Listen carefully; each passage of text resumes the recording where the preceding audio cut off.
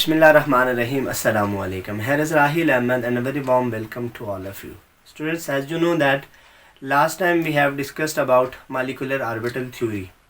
It is second part of that lecture. इस lecture के अंदर हम molecular orbital theory से related कुछ एक examples की बात करेंगे कि how molecular orbital theory explain structure of different molecule, कि different molecule की structures को कैसे मॉलिक्यूलर ऑर्बिटल थ्योरी एक्सप्लेन करती है।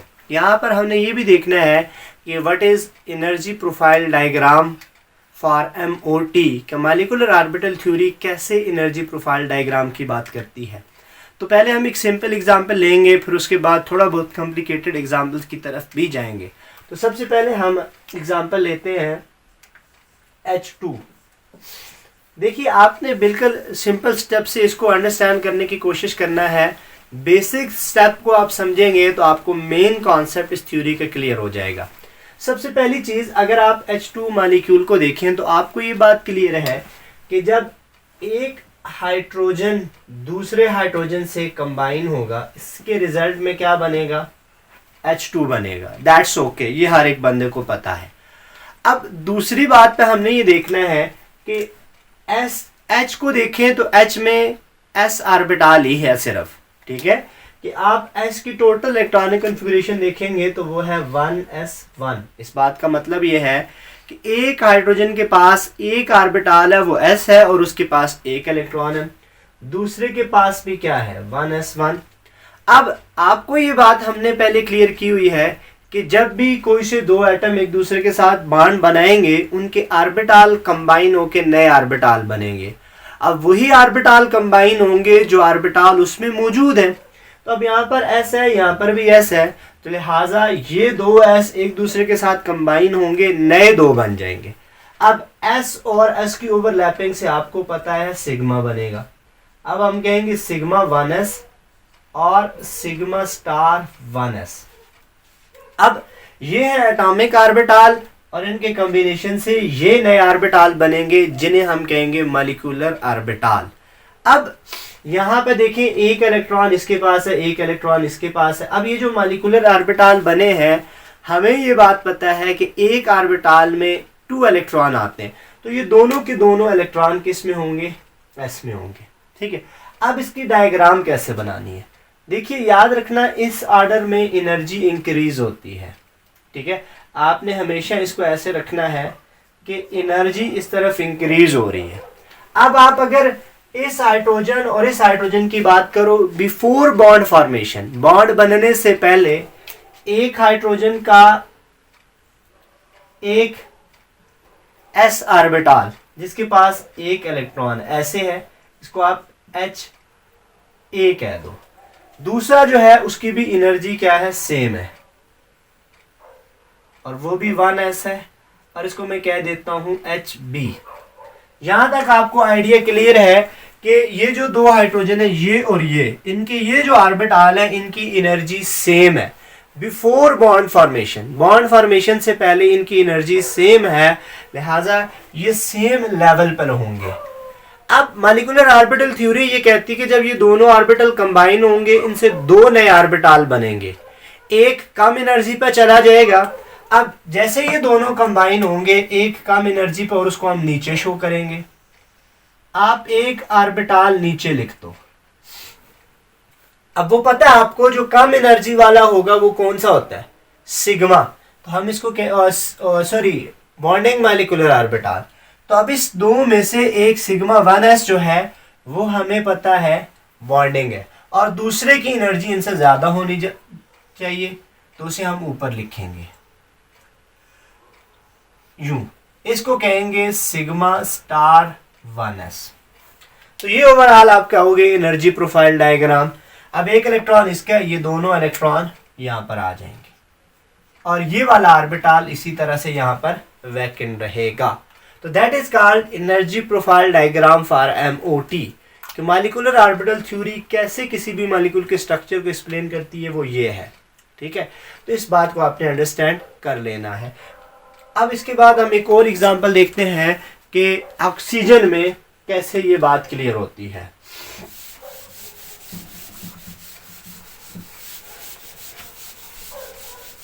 अब आते हैं नंबर 2 एग्जाम्पल के ऊपर। Number 2 oxygen. उसी तरह से बात करेंगे कि अगर आप ऑक्सीजन को देखोगे तो it is formed by combination of 2 oxygen atom. एक ऑक्सीजन एटम है, दूसरे ऑक्सीजन एटम के साथ कंबाइन होगा O2 बना देगा। अब अगर हम ऑक्सीजन की इलेक्ट्रॉनिक कन्फिगरेशन देखें तो वो क्या है, वो ये देखिए 1s2 2s2 2p4। अब हमने यहाँ पे वैलेंस इलेक्ट्रॉनिक कन्फिगरेशन को देखनी है और याद रखिए आपने p को खोल के लिखना है 2px 2py 2pz और वो आपको पता है एक इलेक्ट्रॉन इसके पास है, एक इसके पास है और 2 यहाँ पर है। ठीक है, तो ये आपको पहले से क्लियर है। अब आते हैं यहाँ पर, देखिए क्या है कि इसका 2s2 2px2 2py1 2pz1 ये ऑर्बिटल हमारे पास यहाँ पर मौजूद है। इसी तरह दूसरे ऑक्सीजन के लिए भी यही होंगे, हम उन्हें कहेंगे 2s2 2px2 2py1 2pz1। ये आपको क्लियर। अब देखो जैसे ही ये 2s इस 2s के साथ कंबाइन होगा, दो नए ऑर्बिटल बनेंगे जिन्हें आपने क्या कहना है, सिग्मा 2s और सिग्मा स्टार 2s। ठीक है, ये हो गया। अब आपको पता है कि जब ये 2px के साथ कंबाइन होगा तो क्या होगा, दो ऑर्बिटल बनेंगे। लेकिन जो सिग्मा 2px है उसको हम सबसे इधर लिखेंगे क्योंकि इसकी एनर्जी बाकियों के मुकाबले में कम है। एनर्जी ऑर्डर के मुताबिक हम लिखेंगे। उसके बाद आपको पता है पाई 2py इक्वल है पाई 2pz में। और ये बात भी आपने यहाँ पर याद रखनी है कि ये जो ऑक्सीजन है it contain more than 14 electron. तो इन दैट केस ये सिग्मा 2px इन दो से पहले आएगा।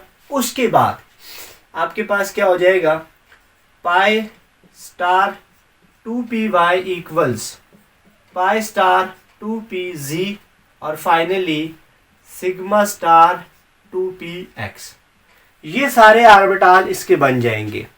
अब हम देखेंगे कि कैसे किन किन ऑर्बिटल में इलेक्ट्रॉन जाएंगे, वो एनर्जी प्रोफाइल डायग्राम से पता चलेगा। ठीक है, अच्छा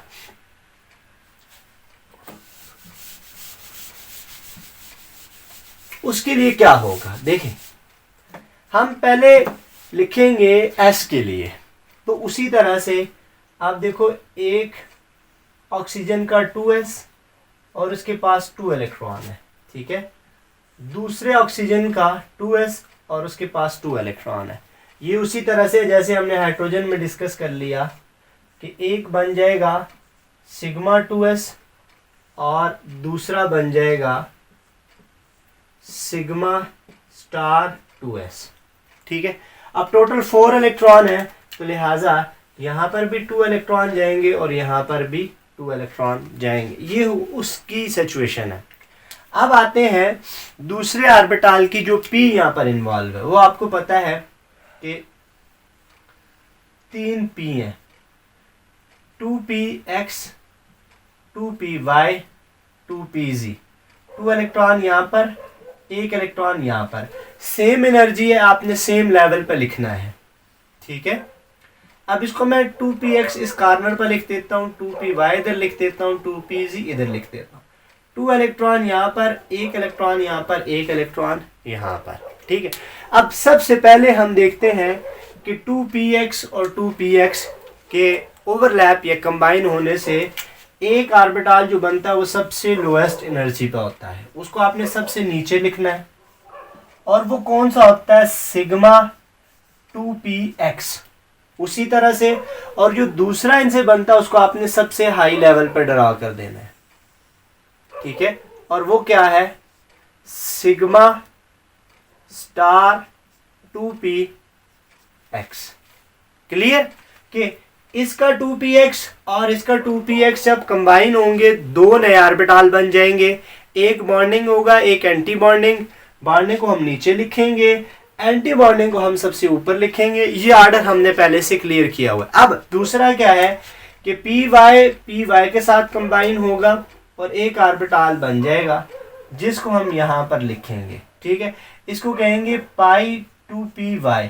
अब हमें ये पता है कि 2pz से जो ऑर्बिटल बनना है और 2py से जो बनना है उन दोनों की एनर्जी सेम होनी है, तो लिहाजा हम यहाँ पे दोनों को एक साथ लिखेंगे। तो पाई 2pz दोनों सेम एनर्जी के हैं। इसी तरह से ये इनके एंटी बॉन्डिंग भी तो सेम एनर्जी के हैं, तो आप लिखोगे pi star 2py pi star 2pz। ये ऑर्बिटल इस तरह से बन गए कि टोटल 3 है इधर के और 3 इसके, 6 एटॉमिक है और 6 मॉलिक्यूलर बन गए। 6 में से 3 बॉन्डिंग बन गए और 3 एंटी बॉन्डिंग बन गए। अब इलेक्ट्रॉन फिल करने आपने सबसे पहले सबसे लोएस्ट एनर्जी लेवल में आप इलेक्ट्रॉन फिल करो 2। टोटल इलेक्ट्रॉन देखो 4 और 4 8, 2 यहाँ पर फिल हो गया। अब आपको होम रूल पता है 1 इलेक्ट्रॉन फिल होते हैं जब सेम एनर्जी वाले ऑर्बिटल अवेलेबल हो। एक इसमें दूसरा भी पेयर अप हो जाएंगे। अब देखो कितने इलेक्ट्रॉन फिल अप हुए, 6 इलेक्ट्रॉन यहाँ पर फिल अप हुए, 2 इलेक्ट्रॉन स्टिल रिमेनिंग है। और यहाँ पर आपको पता है ये 2 ऑर्बिटल मौजूद हैं और सेम एनर्जी के हैं, एक इलेक्ट्रॉन दोनों में आ जाएगा, एक को हम पेयर्ड अप नहीं करेंगे, ठीक है। तो यहाँ से अगर आप ऑक्सीजन मॉलिक्यूल को देखो तो इसमें 2 इलेक्ट्रॉन स्टिल अनपेयर्ड है। कहाँ पर? Pi star 2py pi star 2pz में, जिसकी वजह से हमने शुरू में कहा था कि this oxygen molecule is paramagnetic. This oxygen molecule is paramagnetic because it contain 2 unpaired electron. इसके पास 2 अनपेयर्ड इलेक्ट्रॉन मौजूद हैं। आई होप ये बात आपको क्लियर होगी और how to draw energy profile diagram for any molecule, ये बात भी आपको क्लियर हो जाएगी। अब आते हैं बॉन्ड ऑर्डर कि किसी भी मॉलिक्यूल के लिए बॉन्ड ऑर्डर कैसे देखना है। तो अब आप देखो पूरे मॉलिक्यूल की जो आपने डायग्राम ड्रा की है उसके बॉन्डिंग मॉलिक्यूलर ऑर्बिटल के अंदर इलेक्ट्रॉन पेयर कितने हैं। अब एक बॉन्डिंग मॉलिक्यूलर ऑर्बिटल, दूसरा, तीसरा, चौथा, इन 4 में 4 इलेक्ट्रॉन पेयर मौजूद है, ठीक है।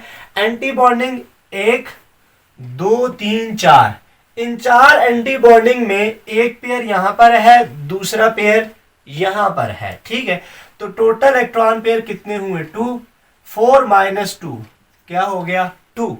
बॉन्ड ऑर्डर 2 होने का मतलब है ऑक्सीजन मॉलिक्यूल में 2 ऑक्सीजन के बीच डबल बॉन्ड बना हुआ है। बॉन्ड ऑर्डर की बहुत सारी एप्लीकेशंस हैं, उनको हम डिस्कस करेंगे।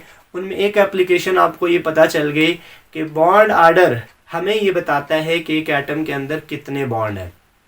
Bond order is inversely related to bond length, कि बॉन्ड लेंथ इनवर्सली रिलेटेड है बॉन्ड ऑर्डर के। बॉन्ड ऑर्डर अगर ज़्यादा हुआ बॉन्ड लेंथ कम होनी है, एक बात। ये दूसरी एप्लीकेशन।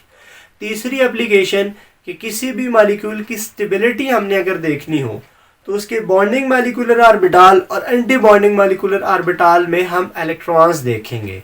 अगर बॉन्डिंग मॉलिक्यूलर ऑर्बिटल में इलेक्ट्रॉन ज़्यादा है, एंटी बॉन्डिंग में कम है, तो that molecule will be stable. इसी तरह से चौथी एप्लीकेशन हम यहाँ पे बात कर रहे हैं कि अगर हम किसी भी मॉलिक्यूल के बॉन्ड ऑर्डर को देखें, बॉन्ड ऑर्डर अगर ज़्यादा है तो जो स्ट्रेंथ ऑफ बॉन्ड है वो भी ज़्यादा होनी है। अगर स्ट्रेंथ ऑफ बॉन्ड है, बॉन्ड एनर्जी भी ज़्यादा होनी है। तो greater the bond order, higher will be bond energy. That's all about molecular orbital theory. आज के इस लेक्चर के अंदर हमने 2 एग्जाम्पल डिस्कस की।